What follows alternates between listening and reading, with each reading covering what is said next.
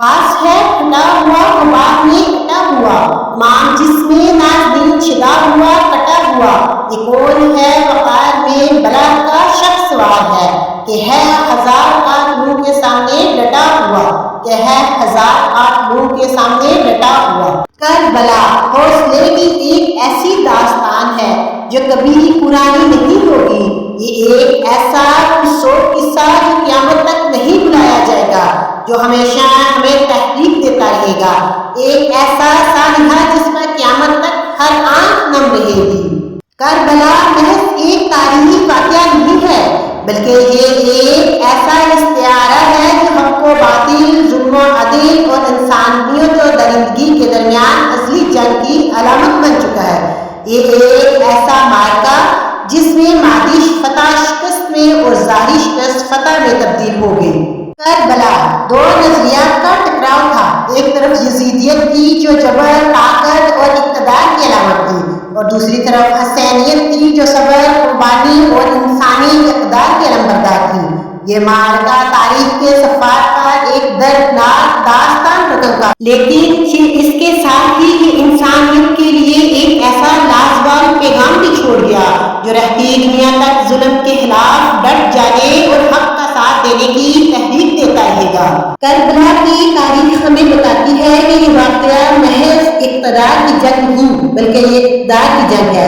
इमाम हुसैन रज़ियल्लाहु के सामने दो रास्ते थे। एक ये कि यजीद की बैत करके अपनी जान और अपने खानदान को बचा ले, दूसरा ये कि हक का साथ देते हुए जुल्म के खिलाफ आवाज उठाएं। आपने दूसरा रास्ता इख्तियार किया, क्योंकि आप जानते थे कि अगर यजीद की बैत कर ली तो इस्लाम की वो इक़्तिदार पामाल हो जाएगी, जिनके लिए इनके नाना मोहम्मद मुस्तफ़ा सल्लल्लाहु अलैहि वसल्लम ने जहदोजहद की थी। क़त्ल हुसैन असल में मर्गे यजीद है, क़त्ल हुसैन असल में मर्गे यजीद है। इस्लाम जिंदा होता है हर करबला के बाद, इस्लाम जिंदा होता है हर करबला के बाद। यजीद एक ऐसा हुक्मरान जो इस्लाम की तालीमात से दूर था।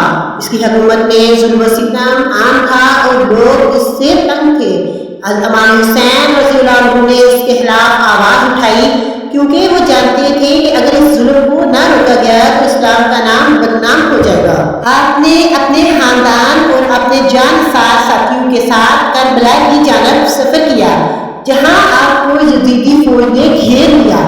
करबला में जो कुछ हुआ वो तारीख का एक दर्दनाक बाब है।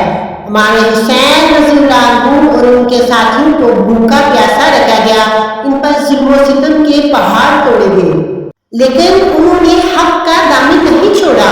आखिर में इमाम हुसैन रज़ियल्लाहु अन्हु और उनके बेशतर साथियों को शहीद कर दिया गया, लेकिन इनकी शहादत ने यजीदियत को हमेशा के लिए रुस्वा कर दिया और हसैनियत को अमर कर दिया।